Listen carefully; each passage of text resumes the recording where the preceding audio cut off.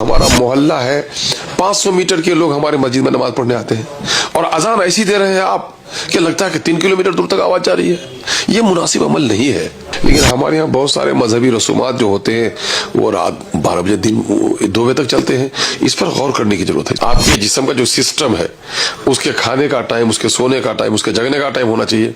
यहाँ सब कुछ हो रहा है। बिहार के पूर्णिया जिले के अमौर विधानसभा क्षेत्र से विधायक अख्तरुल ईमान इन दिनों अजान को लेकर दिए गए अपने बयान की वजह से चर्चा में। उन्होंने कहा है कि तेज आवाज में अजान देना ठीक नहीं है और इसमें संयम बरतना चाहिए।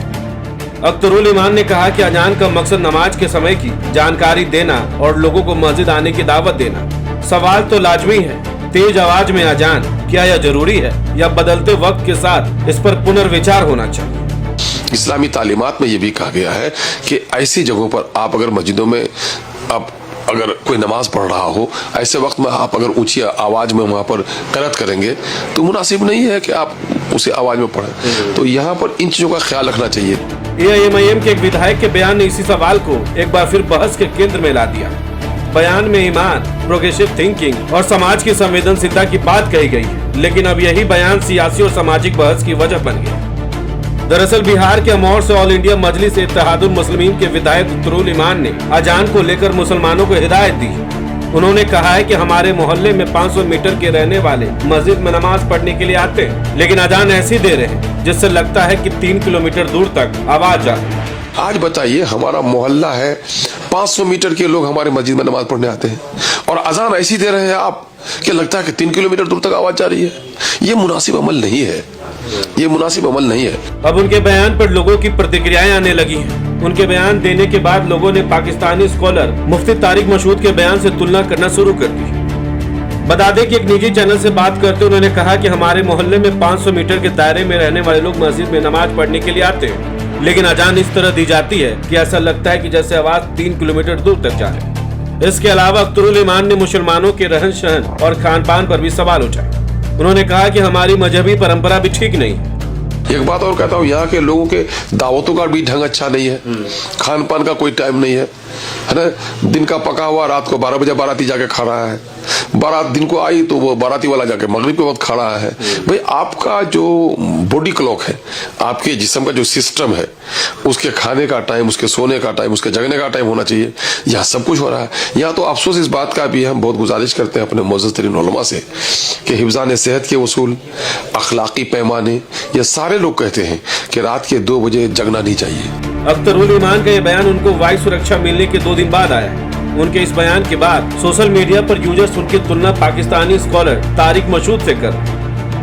दरअसल किशनगंज के अमौर से विधायक अख्तरुल ईमान ने कहा कि मौजूदा हालात में इस तरह अजान देना मुनासिब अमल नहीं। आजकल अजान देने के कई तरीके अपनाए जा रहे हैं, जबकि अजान का असली मकसद नमाज के वक्त का ऐलान, मस्जिद की तरफ बुलावा और अल्लाह की ओर आने का पैगाम देना। आजकल तो बहुत सारा सिस्टम हो गया है। अजान नमाज के वक्त का एक ऐलान है, मस्जिद की तरफ आने की दावत है ना, फलाह की तरफ आने का एक पैगाम है। लेकिन भाई, आप मुल्की हालात को देखेंगे, समाजी हालात को देखेंगे, इस्लामी तालीमात को आप देखेंगे।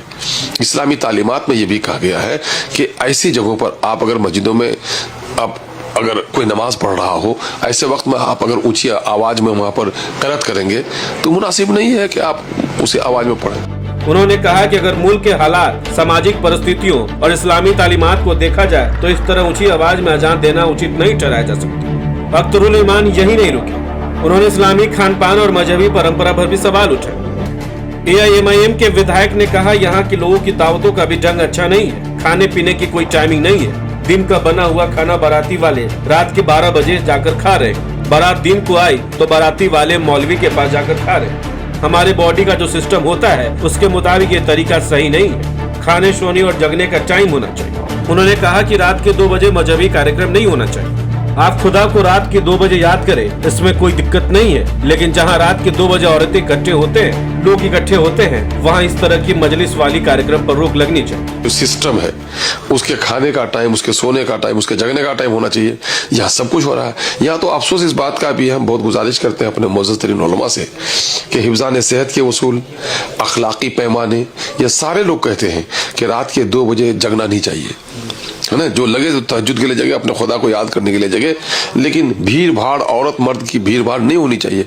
लेकिन हमारे यहाँ बहुत सारे मजहबी रसूमात जो होते हैं वो रात 12 बजे, दिन 2 बजे तक चलते हैं। इस पर गौर करने की जरूरत है, इस पर गौर करने की जरूरत है। उनके इस बयान के बाद सोशल मीडिया और राजनीतिक हलकों में अलग अलग तरह की प्रतिक्रियाएं सामने आ रही। सोशल मीडिया पर कुछ लोगों ने अख्तरुल ईमान के बयान का विरोध किया, जबकि कई लोगों ने उनका समर्थन भी किया। समर्थन करने वालों का कहना है कि विधायक ने कोई गलत बात नहीं कही, बल्कि समझदारी और संतुलन की बात कही है। एक यूजर ने लिखा कि जो बात मुफ्ती तारिक मसूद पहले कह चुके हैं, वही बात अब अख्तरुल ईमान कह रहे हैं। जानकारी की कमी की वजह से लोग बयान को गलत तरीके से समझ रहे हैं। इस पूरे मुद्दे पर कई लोगों का कहना है कि धार्मिक आस्था के साथ साथ पड़ोसियों और समाज का सम्मान भी जरूरी है। भारत जैसे देश में अलग अलग धर्मों के लोग साथ रहते हैं, ऐसे में आपसी समझ और संयम बहुत अहम हो जाता है।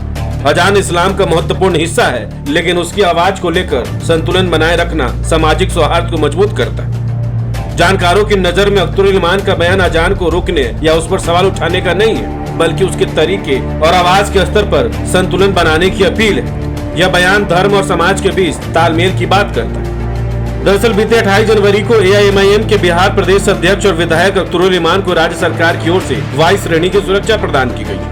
गृह विभाग के निर्देश पर यह सुरक्षा तत्काल प्रभाव से लागू कर दी गई। सरकार के इस फैसले के बाद अख्तरुल ईमान की सुरक्षा व्यवस्था पहले की तुलना में और कड़ी हो गई।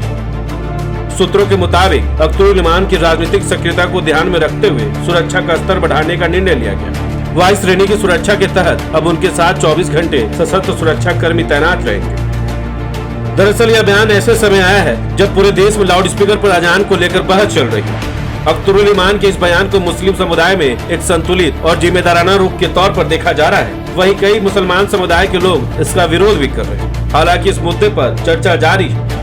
फिलहाल अख्तरुल ईमान के अजान पर दिए गए बयान को लेकर कई मुसलमानों का कहना है कि वो इस तरह का बात इसलिए कर रहे हैं क्योंकि हाल ही में उनको बीजेपी के तरफ से वायु श्रेणी का सुरक्षा मिला, इसलिए वो बीजेपी की भाषा बोल रहे हैं।